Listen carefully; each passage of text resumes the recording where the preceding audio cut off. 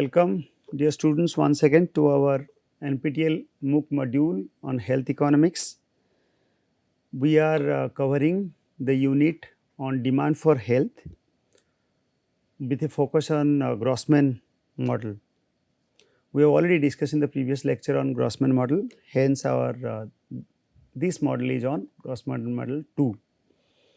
As you remember, in the first lecture we discussed about health as a consumption good as emphasized by Grossman, and how the person used to have a habit in allocating its resources, allocating her resources either on normal commodities for consumption purposes or on the health related commodities. Hence, we may define the consumption may be good or may be bad. But in the second rule of Grossman, emphasize the health as an input for production, as a productive time. Okay. So, we will be explaining this how far this is going to be productive time. Okay. And it depends on whether the person is actually carrying a good health, and every additional unit of good health may be attaching with diminishing returns, or every sick time with an extra good time.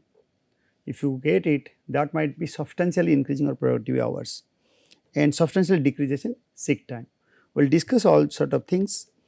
Hence, if you remember in the previous lecture, I mentioned that productive hours is defined through TP, and that is basically is nothing but T for work time, T for playing time, leisure time, okay, and T for health.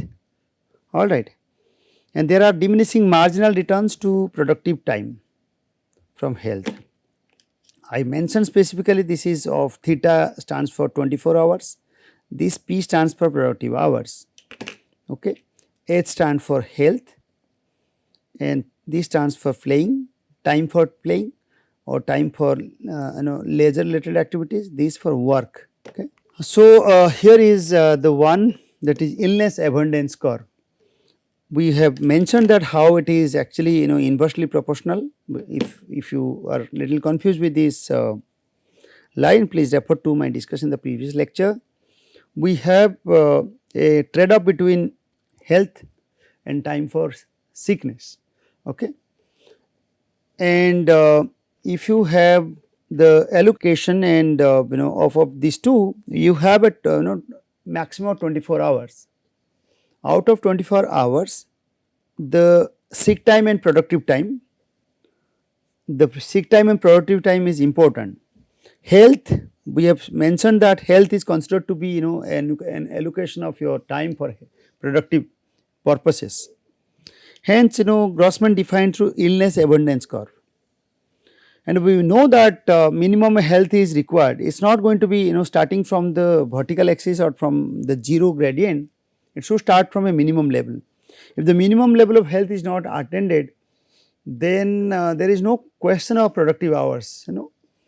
Once the minimum hours is not reached, the person is considered to be dead. Hence, Grossman defined what is called economic definition of death, where there is no productive time left and the person cannot generate any more health. Okay. Hence, there is a trade off. Illness abundance curve is actually downward sloping and inversely proportional.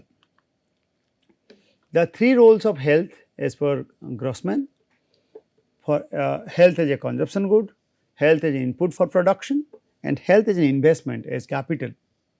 Okay. In terms of consumption, we already discussed, it contributes directly to the individual utility function in each period. Being healthy is valuable in and of itself.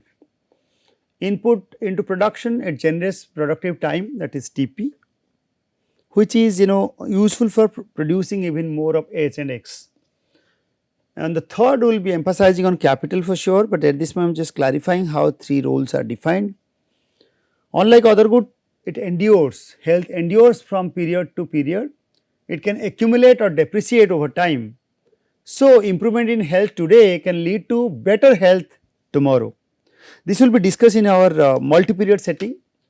In the till this time we are actually discussing on single period analysis. Okay, since investment is carried forward with your past history of health as a health capital, hence the third rule will be emphasizing with the multi period setting analysis. Okay. So, another concept is called optimal day. What is called optimal level of H and X in any given period depends on the decision that we are taking for a lifetime, not just for a single period. In the following slides, we will discuss this optimization in one period setting followed by multi-period optimization. So, single period optimization as well as multi-period optimization will be discussed subsequently. Hence, we require production possibility frontier for X and H. We have already started discussing budget constraint, okay, for a single period setting. Now, let us discuss what is our budget, what is your production possibility frontier. What is an PPF production possibility frontier? We used to read in microeconomics theory. Okay. Basically, how a country is optimally using its endowment or resources to produce the maximum level of X and Y commodities. Okay. And that is contrasting to a single production function. When you are taking labor and it is a function of or quantity is a function of labor or capital, that's basically we used to discuss isoquant etc. That might be convex to the origin, maybe straight line, okay, maybe L shape etc. These discussion, if you remember, used to make it microeconomics theory. Okay. Where in production function the optimal use of resources or endowments important. Hence, we discussed for the production possibility frontier to be concave to the origin in general, when you have actually used your resources effectively and there is no excess capacity, okay, and that might be also straight line depending upon the context. If you revisit your microeconomics theory, I am sure you can understand. There occurs increasing opportunity cost to produce any extra additional unit of production. Whereas, in the typical function, we used to go by the isoquant and its use in production function and its optimization. Okay. So, we are not discussing much on this. I will clarify how the commodities and its production possibility frontier and the health as a commodity and its production possibility frontier. Hence, production possibility set traces out the possible combination of H and X that are attainable given individual's budget and time constraint. In this context, we are actually specifying about individual budget and time constraint, and its production possibility frontier is used. The edge or frontier of this set is called the production possibility frontier. In the other next subsequent slides, we will explore PPF for H and X in standard setting and PPF for H and X in Grossman's model, emphasizing X and H. This is what is called standard model of PPF. How the resources as per the country's budget and the country's optimal allocation, similarly individual allocation is also projected in a concave function. Resources allocated to one of H or X means less resources for X or H. There is inverse relationship between these two. Okay. Whereas, in a standard one we have highlighted in the dotted line, that is basically resource allocation on H compromise with resource allocation of X. There is a clear trade off. And wherever in Grossman's framework of health and X, we have to restrict to a minimum of H minimum. Okay. There only our optimal resource allocation is possible, and hence Grossman defined this as our production possibility frontier, and reaches at the maximum level when other commodities actually allocation time is 0 and consumption is 0. And why it starts from this point, from this point at 0? Only because H minimum should have been attended for an individual, okay, in order to raise more resources generated for other consumption or even healthier products. Hence the standard model we are rejecting as per Grossman's theory. Okay. Individuals with low H will have fewer resources to produce any X at all, that is 0x. Now we are discussing some of the points to clarify further. At point A, let it be, that is basically H minimum. Okay. There is actually no productive time. So TP is actually no productive time, T, and hence no other goods. At this moment no other goods. Point A.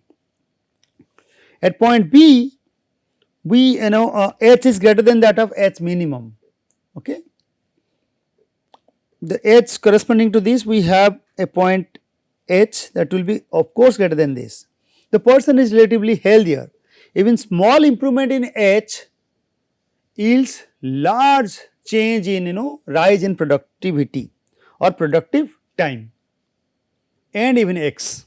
So that's attached with increasing returns to a particular factor, and that therefore we call it as free lunch, where both has a positive direction, both H increases as well as X increases. Okay. Whereas once the person reaches as point C, we are actually maximizing our X possible. So maximum X is possible. At point D, clearly we have started trading off between the allocation of H and X. We have started allocating more on X, and beyond that those X units are not going to add more X, rather it will be declining or X. We are actually referring to this as a declining portion. Hence we call this as trade off zone as per Grossman's idea. So this is clearly mentioned, free lunch zone and trade off zone. How does an individual choose the optimal mix of H and X? Of course, it is quite sure that when the person is growing in terms of both, so we are not going to be restricted till this point. So we are not going to be optimally allocating our resources in the free lunch zone. How, when in trade off zone, since we are actually compromising between our satisfaction with both X and H, we have to find out a point in this region from this to this, and that has to be considered to be optimal day or optimal allocation. There is no optimal point in free lunch zone. However, the trade off zone, that is C to E, has a possibility. Free lunch zone, once again both H and X can be increased, hence are positive inputs in terms of utility. However, I mean in allocations in A to C, allocation in A to C do not take advantage of all opportunities and leave free H and X. Now we are left with this portion. Optimal allocation lies in trade off zone. Exact allocation depends on his taste for health and other goods. So we need to map, to find out the optimal position. It depends upon our utility map or indifference function or indifference map. Wherever it is actually reaching a point, optimal allocation lies on a point D on which indifference curve touches the PPF. Okay, individual trade off health with consumption of other goods. As per the prediction of Grossman prediction of Grossman model, while optimizing utility, people choose a combination of health and other goods, leading to less H maximum. Okay, so there will be combination. Hence, this is, since we have all possibilities C, D, E, all points on the PPF, therefore it is called exotic preferences. Okay, exotic preference function. What it indicates, if prefer only H, that means X is 0. Okay, so we will be allocating at point E, and that is possible when we have a vertical indifference curve, complete vertical indifference curve like this. So, indifference curve should be actually like this, okay. This will be our IC. So, we are actually referring to this point, and if you only prefer x, if prefer only x, that means we are selecting at point C, that means this is the point we should have horizontal IC curve. So, note H is still H is positive in that case, H is positive in both cases, and H gives productive hours and with productive time. Alright, we can optimally allocate our resources accordingly. So, another argument is through labor leisure health improvement trade off. So, basically the total productive time increases with health with diminishing marginal returns. This is what is mentioned, productive time increases with health. However, there are diminishing returns, as I already mentioned, initial increases at an increasing rate, then they will be increasing at a diminishing rate. And in a 3-dimensional setup, you can understand on a space set of possible allocation is expected. How to select optimal level of TW, TH and TX in all 3 dimensions, we have discussed this. Hence we can plot a indifference map in 3-dimensional structure, and an optimum possibility is derived. So, basically how it is derived, the point where indifference curve touches the productive time plane, the plane which you have highlighted in the triangular area in the space. Basically, this is the space wherever it is actually convex or touches is actually defining the productive time, the best option. This indifference curve is same as we selected in PPF function. So far we discussed about single time optimization function. Now we are discussing multi-period. We have to refer to the third rule of Grossman, emphasizing human capital as an investment. We know that health is a stock and decisions made in the past affect today. Decisions we make today will have implications in the future. Therefore, a full multi-period version of the Grossman model is required. So, in the next one we will discuss the third rule, emphasizing investment good through health, or health is an investment good. So, basically we need to question that how does an individual navigate the trade off between health, work and play over the entire lifespan. So, here is a function, we are continuing from the previous, emphasizing this. So, accordingly we will also clarify the third rule. Okay. So, here it is, we have a function, we derive utility out of so many things. Other aspect at particular period we have discussed. Now, we are also, in addition to this, we are defining other time period 1 as against this, okay. And we also refer to different other periods, successive periods, and count down the entire span of utility function of the individual. So, HT, the health level of health we have defined actually is ranging from 0 to omega, where XT we know that it should actually start with that particular period. It does not have a time horizon, we can start with a 0 period. Okay. Omega is actually the length of lifespan in different periods. So, consider a functional form here that we have mentioned, utility age is derived at the present period, in the next period, then next to next period until omega period. Hence, it is a summation of all Tth period with the utility of Tn coefficient of Tth times with a function of its health and consumption of other goods. And the sigma varies from 0 1 and it is a ratio and discount, it is a basically discounted factor of your utility in the successive period when you have composition of H and X, they will be discounting to your utility function, as you used to see in our function, optimization function or utility function. Hence, the third rule is defined accordingly. That is basically relates health as an investment for a different periods.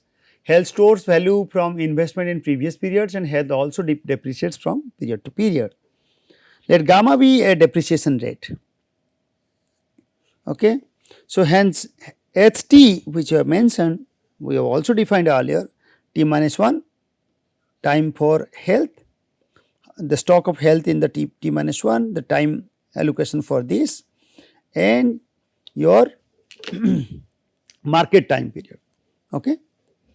And hence it is actually defining your health,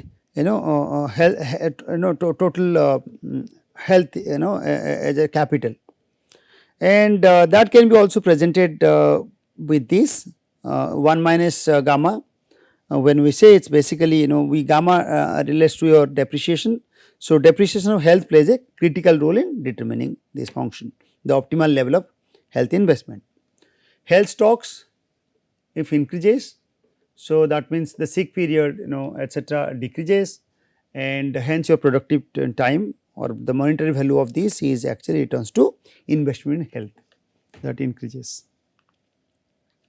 Hence, the returns to capital returns to capital, it's a function called, we used to define marginal efficiency of labor, or here at this moment marginal efficiency of health capital, and it actually is a inverse function. Rate of returns actually declines over time. Okay. So, MEC curves show how efficient each unit of health capital is in increasing lifetime utility. Highest returns to health, that means when individual is actually dying or reaching at a minimum health level. So, that is basically the returns we derive from minimum till the maximum of age. So, MEC curve, we started from actually the minimum level till the maximum.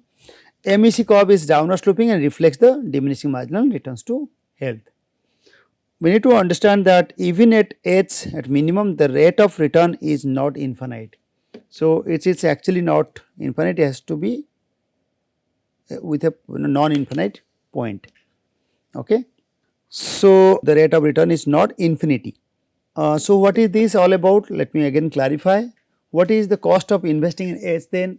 It is basically opportunity cost of foregone market investment opportunities, that is we have taken as R, or in Grossman chapters is R.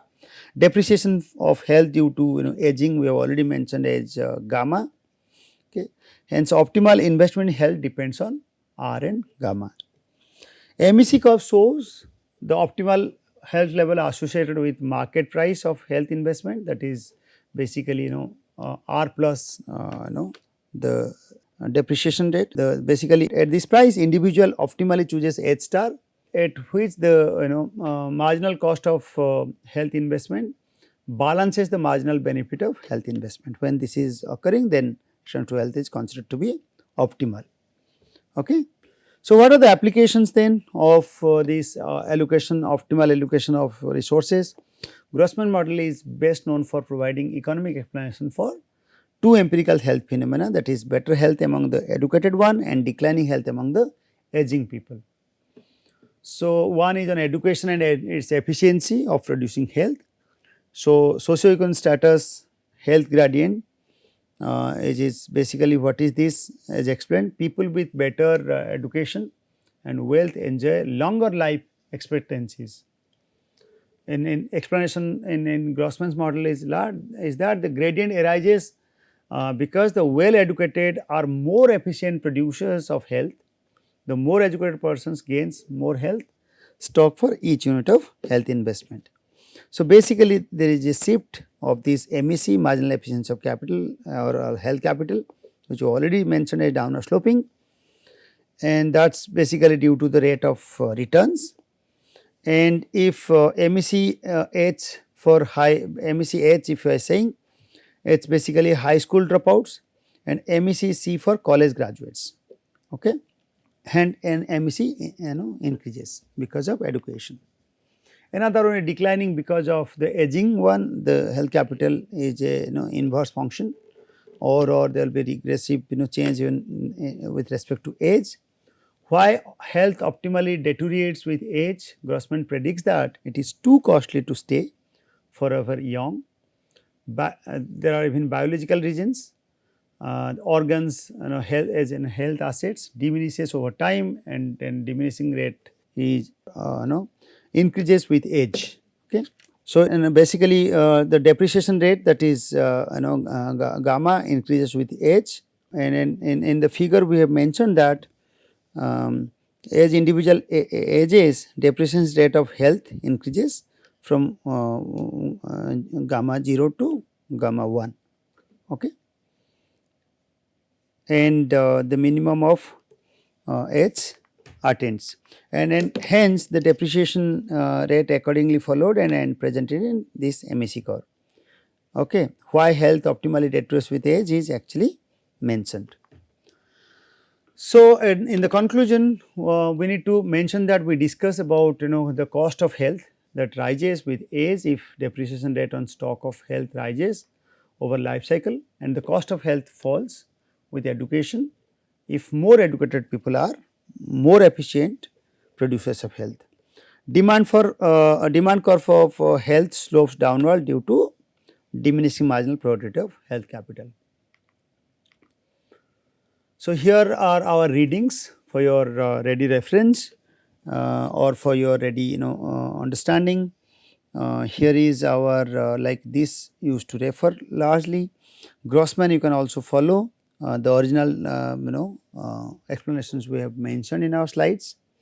So, it will be good if you read, and I am sure a number of questions are expected from this chapter in your assignment as well as final exam. Then what is there in our next lecture? We will actually discuss on demand for health, and we will also discuss what are their policy implications. Okay. So, thank you after listening these two consecutive lectures, and I hope demand for health is well set and clarified, and especially the Grossman model is very important. I think I should close here. Thank you.